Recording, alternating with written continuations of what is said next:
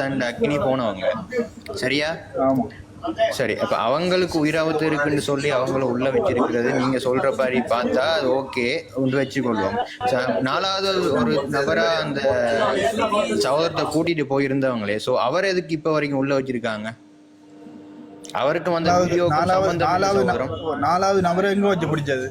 வடிவ கதைகளும் எங்க வச்சு பிடிச்சது? அந்த அங்க வச்சுதான் பிடிச்சது. ஆனா நீங்க அந்த பிள்ளைக்கு வந்துட்டு தவறான கதைச்சதாலதான். சொல்லுங்க. அதெல்லாம் அவங்க மெயினா பாருங்க, அந்த இடத்துல வச்சு 4 பேரை தான் வந்து அவங்க தாக்க வந்திருக்கிறாங்க. 4 பேர் அது ஒரு ரொனால்ட் எனக்கு தெளிவா விளங்குது. ஒரு இடத்துல வந்து இப்ப ஒரு குறிப்பிட்ட நபர்களை பிடிக்கும் போது 4 பேருக்கும் சேர்த்து தான், ஒரு ஆளை விட்டா அடுத்த ஆளையும் விடத்தான் வேணும், சரியோ? அது 4 பேரையும் தடுப்புல வச்சிருக்கிறது தான் அந்த முறை, சரியோ? எங்களுக்கும் தெரியும் வந்து நீங்க சொல்ற மாதிரி இப்ப 4 பேர் ஒரு சந்தேக கேஸ்ல பிடிபடுறோம்னு சொன்னா அந்த 4 பேருக்கு சேர்த்து தான் வாதாடுவாங்க. இப்போ ஒரு ஆளை விட்டா ஜட்ஜ் எந்த தரப்பால வர லோயர் கேட்பான், அவரை விட்ட நீ அதே பிரச்சனை ஏன் இவரை விடலன்னு ஒரு கேள்வி வைப்பான். அதுக்கு பதில் அவங்களால தர முடியாது, சரியோ? இப்ப நாங்களும் 4 பேருக்கும் விடாத அது பிரச்சனை இல்லை. தம்பி, நான் ஒன்று கேட்கிறேன். இப்ப நீ சொன்ன நீ போலீஸ் சொன்னவர் அந்த கோர்ட்ஸ்ல வச்சு ராகவன் சொல்லியிருக்கிறார் வந்து இவரை வெயில்ல விட்டா பிண வழங்கினா மக்களால இவருக்கு உயிர் அச்சுறுத்தல் ஒன்று வரும்னு சொல்லி அதை சொல்லி இருக்கிறார சொல்லலையோ?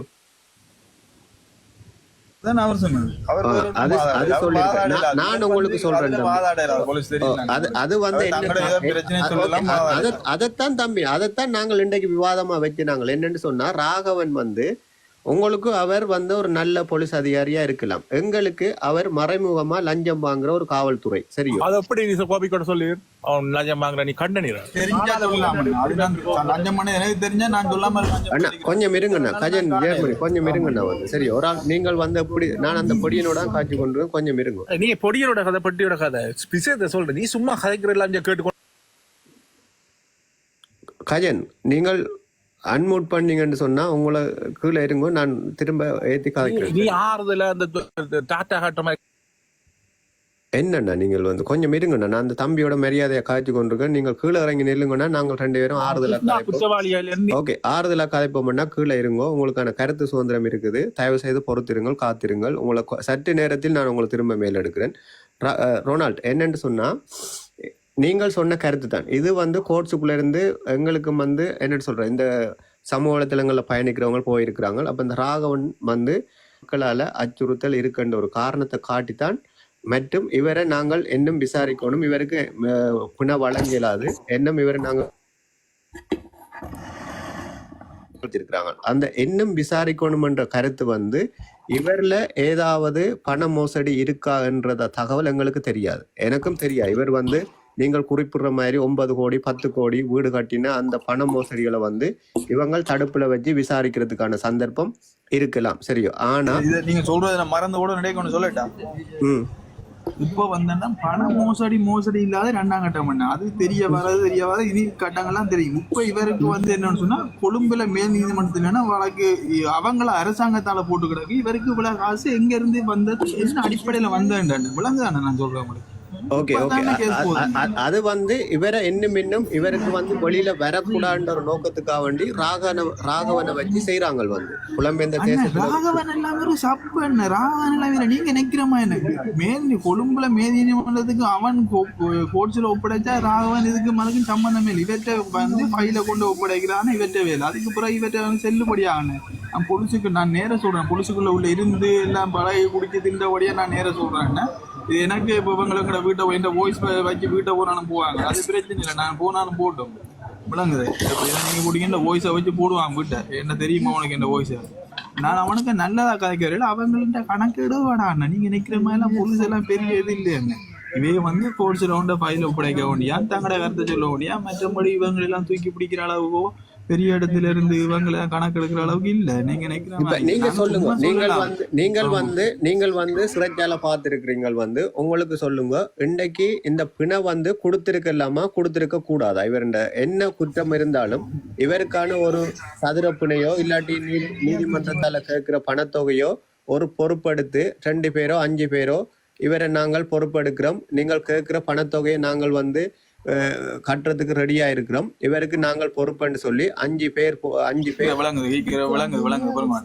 நாம இப்ப நான் வேலையை அணிக்கிறேன், சத்தம் கூட இருக்கும், அதுக்காக நான் டப்புன்னு கதைக்கிறேன், உங்களுக்கு இடைஞ்சலா இருக்க மாட்டாக்காக என்னன்னு சொன்னான்னு.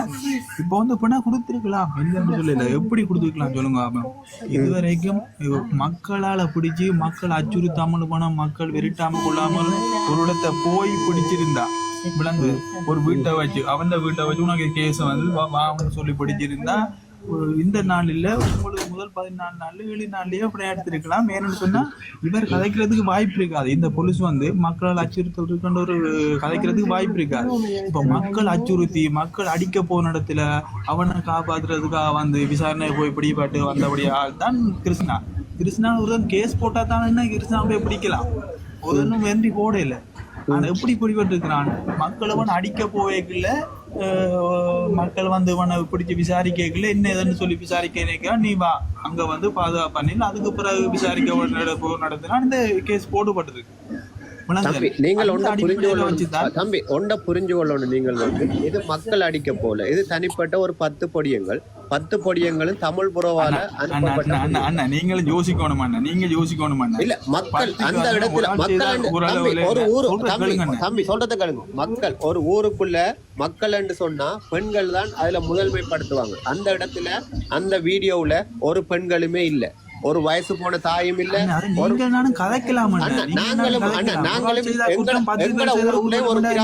எங்கட ஊருக்குள்ள ஒரு பெண்ணுக்கும் ஒரு தாய்க்கும் இழிவான செயல்பட்டுச்சு சொன்னால் மக்கள் பெண்கள் தான் முன்னுக்கு நிப்பாங்க. டேய், எந்த மகளை நீ இப்படி வீடியோ எடுத்து போடுவியா, எந்த பிள்ளைய இப்படி நீ வீடியோ எடுத்து போடுவியா, ரெண்டு மக்கள் தான் நிப்பாங்க. தெரியும், ஒரு 10 பொடியங்கள் நீங்களா செட் பண்ணீங்க. நீங்களா ஒரு 10 பொடியங்களை நீங்களா செட் பண்ணீங்க. ஓமண்ண நான் சொல்றது கேளுங்க. ஒண்ணு கதைக்கிறதுக்கு எங்களுக்கு அது சரி என்ன நியாயப்படுத்தலாம். சட்ட ரீதியான ஒரு ஆள் செய்தான்னா அது போல 10 பேர் செய்தா என்ன, அதைத்தான் சொல்றேன். திட்டமிட்ட சதி தம்பி, இது திட்டமிட்ட சரி, திட்டமிட்ட சதி சரி என்ன, திட்டமிட்ட சதியாவே இருக்கட்டுமே. சட்டத்தின் பேர் என்னதான் கேக்குறேன் தம்பி. சட்டம் என்ன செய்ய போகுது? சட்டம் செய்யும், சட்டம் அது பிரச்சனை இல்ல. சட்டம் செய்யும், சட்டம் செய்யறத செய்யும். வந்து சட்டம் இப்ப சட்டத்தின் கையில தான் இருக்குது. தெரியும், சட்டம் என்ன செய்யணுமோ அதை செய்யும். ஆனால் வந்து இவ்வளவு காலமும் இல்லாத சட்டம் தம்பி இப்ப திடீரென்று வந்ததுக்கான காரணம் என்ன தம்பி? நீங்கள் ஒரு இளைஞன் தம்பி, நீங்கள் கிருஷ்ணா வந்து செஞ்ச உதவி சில விஷயங்கள் செஞ்சிருப்பீங்கள். அவனை மாதிரி இந்த 5 வருஷம் எங்கண்ட தமிழ் சகோதரங்களுக்கு நிறைய உதவி செஞ்சிருக்கிறான் தம்பி.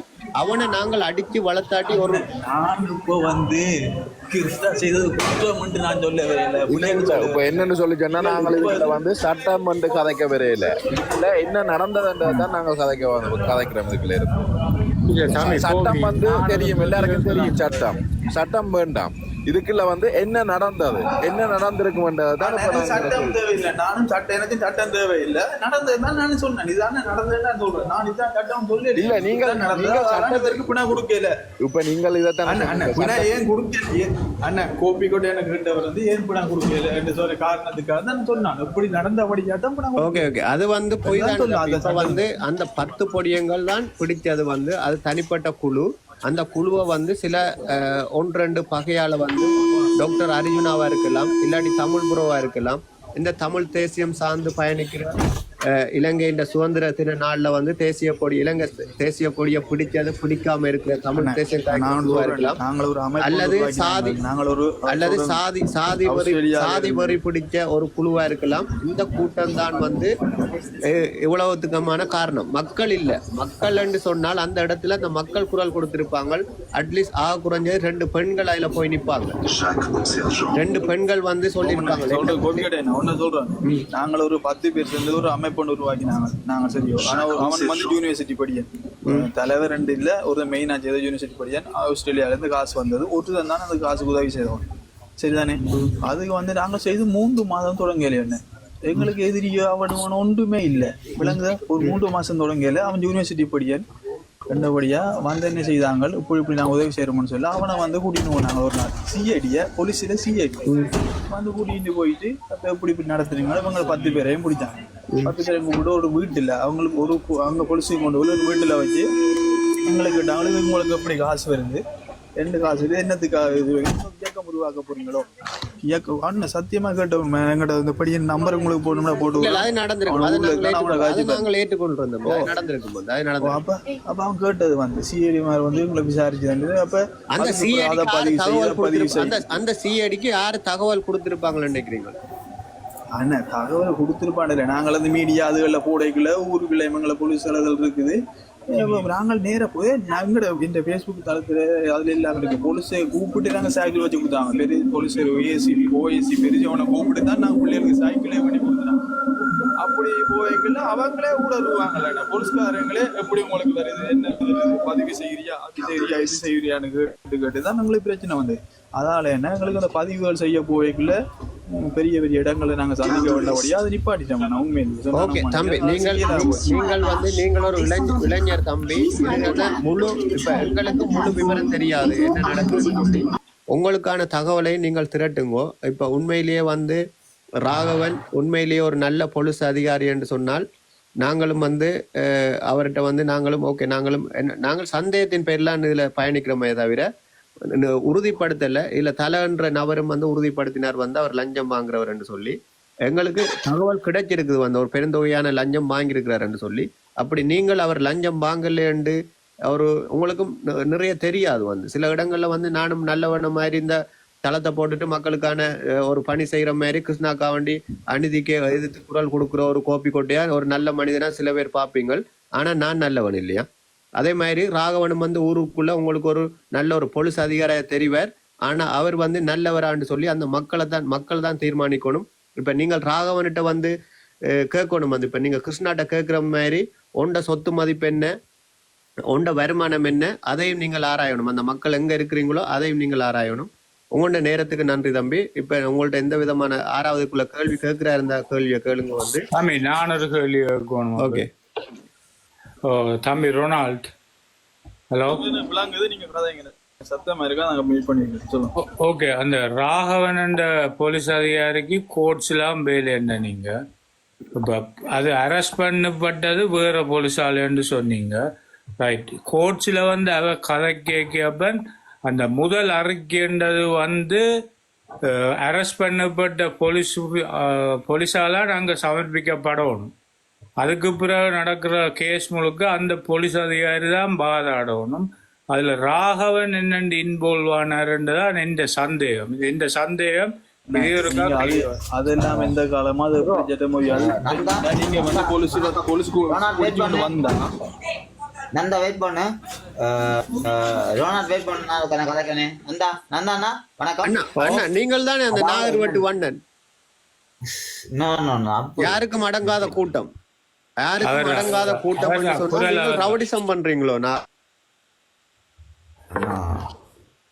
இப்ப நான் உண்மை சொல்லிட்டு வந்தேன் கதைக்க கூடாதோ ப்ரோ இல்ல நீங்க வேற ஐடியில வந்து கதைக்கலாம் அப்ப நீங்க உங்களோட ஐடியில வந்து எங்கட ஐடியில வந்து விளக் பண்ணி அனுப்பிட்டாங்க ப்ரோ அப்ப உங்களோட இடத்துல வந்து கதைக்கும் போது விளக் பண்ணி அனுப்பிட்டாங்களா அதுக்கான தான் இந்த ஐடியில வந்துட்டாங்களா ஓகே சரி ஓகே நீங்க நான் கேட்டவர்களுக்கு விளப்பத்தை தாங்க அதாவது என்னண்டா ப்ரோ இப்ப நீங்க வந்து ஒரு போலீஸ்ல வந்து புடிபட்டிருக்கீங்கன்னு வைங்களேன் இப்ப உங்களை வந்து இன்னொரு போலீஸ் தான் உங்களை பிடிச்சிருக்கு விளங்கானே அதாவது பழுத்துற போலீஸ் உங்களை பிடிச்சிருக்கு படுத்துற போலீஸ்ல வந்து கோப்பி கோட்டை ஒன்று வரும் இல்ல வந்து கிரியன்னா வரும் உங்களை பிடிச்சிட்டாங்க பிடிக்கா ஆனா போலீஸ் சாயன்றவர் மன்னனா இருக்கலாம் அந்த போலீஸ் சாயம் தான் உங்களோட கோர்ட்ஸ் இருந்தா உங்களோட ஃபைல கொண்டு நீதிமன்றத்துல வந்து கொண்டு போறோம் நாகர்பட்டு இப்ப யாருக்கும் அடங்காத கூட்டம் உங்களை கண்டா நான் சொல்றேன் நான் வெயிட் பண்ணி எல்லாம் மீட் பண்ணுங்க நான் சொல்றேன் அதுக்கு பதில் சொல்லிட்டு போறேன்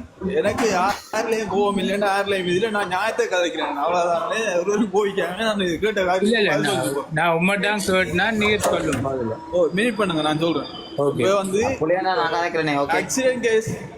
ஆக்சிடென்ட் கேஸ் வந்து ரபிக் பிடிச்ச கேஸ்ன்னு சொன்னா மட்டும்தானே அந்த போலீஸ்ல வந்து அங்க போகணும் அது வந்து கேஸ் நாங்களும் ஒரு 10 குழுவன்று 10 பேர் போலீஸ் ஒரு வீட்டுக்கு போறோம்னா ஒரு பிரச்சனைடா அவங்கள வந்து நாங்கள் இங்க ஒப்படைக்கிறது. இப்ப நான் குற்றவாளி ஏண்டா நான் போலீஸ்ல வந்து என்ன போலீஸ் கொண்டு விட்டுருவாங்க பிடிச்சி நான் தான் வாக்குமூலம் கொடுக்கணும். விளங்குதானே? நான் வாக்குமூலம் கொடுக்க அவங்க வாக்குமூலத்தை எழுதுவாங்க. இந்த வாக்குமூலம் கொடுக்கறதுக்கு மன்னிக்கணும். நீ அந்த வாக்குமூலம் அங்க போலீஸ் ஸ்டேஷன்ல கொடுத்துருப்பீர். அந்த வாக்குமூலத்தை எழுப்பாங்க. ரைட், சொல்லுங்க. ஒரு சில வாக்குமூலம் போலீஸ் வாக்குமூலம் எழுது ஃபைல் பண்ணுவாங்க. அதான் போலீஸ் ஸ்டேஷன்ல போலீஸ் வந்து அந்த வாக்குமூலத்தை எழுதும். போலீஸ் வாக்குமூலத்தை எழுதினோடனே எங்களுக்கு அந்த டேட்டுக்கு இப்போ எங்களுக்கு இன்றைக்கு எழுதினோன்னு சொல்லி நாளைக்கு எங்களுக்கு சமர்ப்பிக்க போகணும். அந்த கோர்ட் சாயனுக்கு அந்த ஃபைல் போகும். கோர்ட் சாயன் அதை வாசிப்பேன். கோர்ட் சாயனும் அந்த ஃபைலை கொண்டு போயிட்டு இதான் பிரச்சனைன்னு சொல்லி அங்கே ஒப்படைச்சு அவருக்கு அந்த பிரச்சனை சொல்லுவார். அவ்வளோ தான் அவர் செய்யறது. கோர்ட் சாயன் போய் எங்க எனக்கு தெரிஞ்ச அளவு இல்ல. எனக்கும் அந்த இலங்கை சட்டம் ஃபுல்லா தெரியாது. இப்ப அங்க போய் கதை கேட்க அவர் வந்து சட்டம் தெரியாது அனுபவிச்சதை சொல்ற முடியாது. சட்டம் தெரியாது. இல்ல நான் இப்ப உங்களுக்கு தெரியும்னு சொல்லல, நான் எனக்கு தெரியான்னு சொல்றேன். அப்ப எனக்கு உங்க இலங்கை சட்டம் எனக்கு தெரியாது. அவர் போய் கதை கேட்க அவர் அந்த அறிக்கையை மட்டும்தான் நாங்க சமர்ப்பிப்பேன். நீங்கள் அப்ப என்னன்னு சொல்லி சொன்னால் சட்டத்தின் ரீதியாத்தான் எல்லாம் நடக்குதுன்னு சொல்லி சொல்றீங்களா நீங்கள்? அப்ப போலீஸ் வந்து கேஸ் எழுதுன்னு சொல்லி சொன்னா என்ன பிரச்சனையோ அதை மட்டும்தான் எழுதி கேஸ் ஃபைல் கொடுக்குதுன்னு சொல்லி சொல்றீங்களா கோர்ட்ஸுக்கு? சொன்ன மாதிரி தான் போலீஸால அரசாங்கத்துக்கு மேலதான் எல்லாரும் குற்றச்சாட்டு வைக்கிறீங்க. என்னன்னா இப்பத்திய அரசாங்கம் ஒரு ஊழல் மிக்க அரசாங்கம். இந்த அரசாங்கம் வந்து வேர்த்தில்லாத அரசாங்கம். இந்த அரசாங்கத்தை வச்சு இன்னும் செய்யலாம், பொலிசுக்கு காசு கொடுத்து இன்னும் செய்யலாம்ன்றத வந்து நீங்கள் ஒரு எல்லாருக்கும் பரப்புறீங்க. இதை பரப்புறீங்க. அவனை வச்சிருக்கிறான்.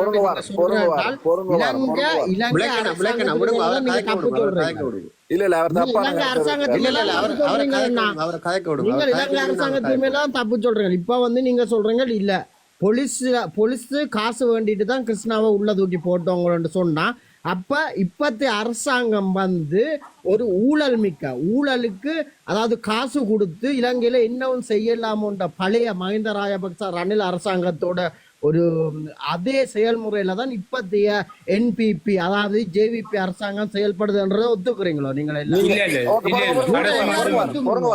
இப்ப நீங்க சொல்றத பார்த்தா நீங்கள் ஒத்துக்கத்தான் வேணுமண்ணா.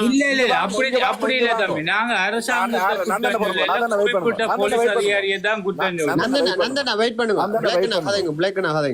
இங்க வாங்கோ. நாங்கள் வந்து யாருமே அரசாங்கத்தை பற்றி குறை சொல்ல இங்க வரையில. ஓகே, நாங்கள் இப்ப வந்து கிருஷ்ணாண்ட பிரச்சனை கதைக்கிறோம், பொலிசின் கதை கதைக்கிறோம், அவ்வளவுதான் நாங்க கதைக்கிறோம். நீங்கள் கூட மனசுல நினைக்கிறத வந்து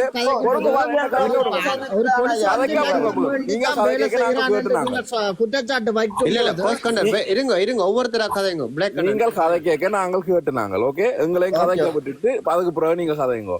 நாங்கள் வந்து கிருஷ்ணாண்ட பிரச்சனை பொலிசின் பிரச்சனையை தான் நாங்கள் கதைக்கிறோம். நாங்கள் இதுக்குள்ள வந்து அரசாங்கத்தை பற்றி நாங்கள் கதைக்க வரையில. தெரியும், நீங்கள் வந்து உங்களோட மனசுல நினைக்கிறத வந்து நீங்கள் உங்களோட மனசுல வந்து கொண்டு வந்து நாங்கள் கதைக்கிற மாதிரி நீங்கள் குற்றச்சாட்டு வைக்காதீங்க. சரியா?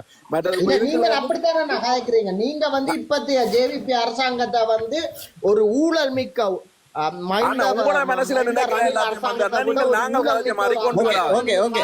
நான் இந்த அரசாங்கத்தோட பயணிக்கிறவன் ஒரு காரணத்துக்காக நான் கோஸ்கண்டர் உங்களுக்கு ஒரு கருத்தை நான் இதுல பதிவிடுறேன். இந்த அரசாங்கம் வந்து குறிப்பிட்ட மாத கணக்குல தான் வந்தது. குறிப்பிட்ட ஒரு 5 மாசமும் இல்ல, 76 வருஷமா ஆண்டு கொண்டிருந்த இன்றைக்கு ஆட்சி மாறி இருக்கலாம், ஜனாதிபதி தோழர் அனுரா குமார திசாநாயக்க இருக்கலாம். ஆனா இன்று வரைக்கும் அரச இயந்திரம் வந்து 76 வருஷமா ஆண்டு கொண்டிருந்த அரச இயந்திரம் தான் நடந்து கொண்டிருக்குது. காவல்துறையா இருக்கலாம், நீதித்துறையா இருக்கலாம், அரச ஊழியர்களா இருக்கலாம். அதை நாங்கள் படிப்படியா மாற்றணும். நாங்கள் இந்த குறிப்பிட்ட 4 மாசத்துக்குள்ள எங்களால அவ்வளோத்தையும் கிளீன் ஸ்ரீலங்கா கொண்டு வர முடியாது. நாங்கள் நிச்சயமாக இந்த ஆட்சிக்குள்ள வந்து 100க்கு 100% இந்த 5 வருஷத்துக்குள்ள நாங்கள் நிச்சயமா இந்த அரசாங்கத்தை ஆதரிச்சு கிளீன் ஸ்ரீலங்காவை கொண்டு வருவோம். நீங்கள் குறிப்பிட்ட காலங்களிலேயே நீங்கள் பார்த்திருப்பீங்கள் வந்து நீதிமன்றத்துக்குள்ளேயே போய் ஒரு பாதாள குரூப் ஒரு நீதிமன்றத்துக்கு விசாரணைக்கு வந்தவரே சுட்டவங்க வந்து அதுக்கு தலைமை தாங்கின போலீஸே வந்து இன்றைக்கு தலைமறைவா இருக்கிறார். இந்த வரலாற்றிலே வந்து ஒரு மேல் அதிகாரியா இருக்கிற ஒரு போலீஸ் அதிகாரி இன்றைக்கு ஓடி ஒளிஞ்சிருக்கிறார் என்று சொன்னால் நாங்கள் யாரு தப்பு பண்ணினாலும் இந்த அரசாங்கம் தண்டிக்கும். நீங்கள் குறிப்பிட்ட ஒரு காலத்துக்குள்ள வந்து நாங்கள் இந்த அரச இயந்திரத்தை மாற்ற முடியாது. எங்களுக்கு தேவையான மல்லா கோர்ட்ஸ்ல வந்து வட்டினது கூட வந்து ஒரு நீதிபதி தான் சாட்சி. அதுக்கு கூட வந்து கோத்தா அந்த காலத்துல வந்து பிடிச்சி உள்ளதான் போட்டவங்க விளங்கான ப்ரோ. இல்ல சில தவறுகள் இப்ப நாங்கள் இப்ப வந்து எல்லா இடங்கள்லயும் வந்து சில தவறுகள் நடைபெறும். அதுக்கு ஒட்டுமொத்தமா நாங்கள் அரசாங்கத்தின் பேர்ல பழிய சுமத்த இயலாது. நீங்கள் வந்து ஈழத்துல இருக்கிற தாய் சகோதரங்கள் உறவுகள்கிட்ட கேளுங்க வந்து இப்ப இந்த லஞ்சம் வாங்குறது வந்து 100க்கு கொஞ்சம் குறைஞ்சு கொண்டுதான் இருக்குது. முதல் வாங்கினவங்க கோத்தபாய அரசாங்கத்துல இல்லாட்டி அதுக்கு முதல் இருந்த அரசாங்கத்துல வாங்கினவங்க இன்னும் வாங்கி கொண்டுதான் இருக்கிறாங்க மறைமுகமா வந்து. அப்படியான ஒரு ஆள் தான் இந்த நீதித்துறை என்ற வந்து அரசாங்கம் இல்லையோண்ணா. அரசாங்கம் தான் இப்ப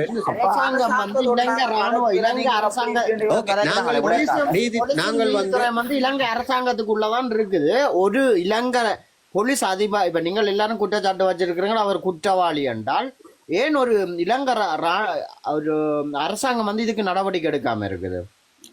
தம்பி அதுக்கு நான் நீங்க அரசாங்கத்தோட இதுல வந்து உடனே எல்லாத்தையும் கையாள இல்லாது. இப்ப நீதி வந்து நீதித்துறை தான் எல்லாம் போகுது. இப்ப கிருஷ்ண எஸ்கே உள்ள வச்சது நீதிப்படிதான் உள்ள வச்சது. அவர் மேல 14 வழக்குகள் போடப்பட்டுள்ளது. அதாவது வழக்கில அவரை விட்டாலும் வந்து 14 வழக்கில அவரை உள்ள போடுறதுக்கு அவருக்கு போற அளவுக்கு அந்த 14 வழக்கையும் சொல்லுங்க. ஒருக்கா 14 வழக்கையும் சொல்லுங்க. என்னென்ன 16 வழக்குண்டா ஒரு பெண்ண ஒரு அண்டர் ஏஜ் பொண்ணை வந்து வீடியோ எடுக்கிறது முதலாவது தப்பு. ஓகே, அது ஒரு வழக்கு. ஓகே, அதே ஒரு பெரிய கிரிமினல். அது வந்து அபியூஸ். ஒரு பொண்ணை வந்து தண்ட பெர்மிஷன் இல்லாமல் ஒரு வீடியோ எடுக்கிறான் அதுக்கு பேர் அபியூஸ் பண்றது. 2வது வழக்கு ஒரு மட்டம். அதுல ஒரு கேஸ் இருக்குது. அடுத்தது வந்து பணம் சேர்த்தது, அது ஃப்ராட். அதாவது வந்து சட்டவிரோதமா பணம் சேர்த்தது.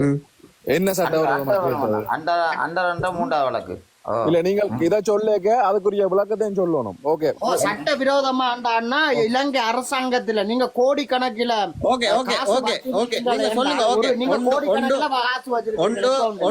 கொஞ்சம் இருங்க கோஸ்கண்டர். ஒன்று அந்த பிள்ளைக்கு விருப்பம் இல்லாம அந்த வீடியோ எடுத்து ஒரு வழக்கு. 2வது பாலியல் குற்றச்சாட்டு. 3வது பண மோசடி. 4வது என்ன? அதோட அண்டர் 14 கேஸையும் சொல்லுங்கடா. அதான் 14 கேஸ் என்றால் இதுக்குள்ள வர இந்த ஒரு பெண்ணை இழிவுபடுத்துறா அதுக்கு மேல 7 கேஸ் போட்டிருக்காங்க. அந்த பெண்ணுக்கு மேல இவர் செய்ததுக்காக அவருக்கு மேல 7 கேஸ். இப்ப நீங்கள் 14 சொன்னீங்க, பிறகு 7 சொல்றீங்க. 7 14 21 கேஸா? இல்ல 14 கேஸ் அந்த பொண்ணுக்கு மட்டும். மற்றது ஃப்ராட் கேஸ் இல்ல. அந்த 14 கேஸையும் ஒருக்கா தெளிவுபடுத்துங்க. என்ன 14 கேஸ்?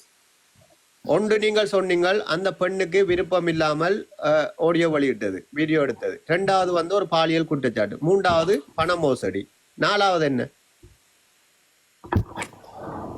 4வது வந்து அவர் வந்து அதாவது வந்து ஒரு இலீகல் வேல, அதாவது வந்து வட்டிக்கு கொடுத்து அடுத்தது இதண்ணி காசு சேர்த்தாருன்னு அதுக்கும் அவங்க எவிடன்ஸ் தேடி கொண்டிருக்கிறாங்க. இவர் உண்மையிலேயே 4வது வந்து என்னன்னு சொல்ற இல்லீகலா வந்து பணம் கொடுத்தார். ஓகே, பணம் கொடுத்தார். ஓகே, 5வது கேஸ் நான் ஃபுல் கேஸ் நாளைக்கு திருப்பி உங்களோட லைவுக்கு வரேன். ஃபுல் கேஸ் வந்து எடுத்து வடிவா என்னென்ன கேஸ். ஓகே, அந்த 14 கேஸோடையும் வாங்க. நன்றி, வணக்கம். இப்போதைக்கு ரேஞ்சல் இல்லை. நீங்கள் வந்து ஆதாரம் இல்லாம இப்படித்தான் வந்து நீங்கள் வந்து ஆதாரம் இல்லாம 40 கோடி தொடங்கி 17 கோடியில வந்து 9 கோடி 10 கோடியில வந்து இப்ப 14 கேஸ்ல நிக்கிறீங்க வந்து. அண்ணா ஒரு விஷயம் தான் அண்ணா, இதுல எல்லாம் எங்கேயாவது இவனை ஒரு மூலையில சிக்க வச்சு போட்டு இவனை நின்று வேடிக்கை பார்க்கறதுக்கு நிறைய கூட்டம் தெரியுது. சரியா? நிச்சயமா இந்த நேரிலேயே நீங்கள் இதுல ஒரு தெளிவான சிந்தனை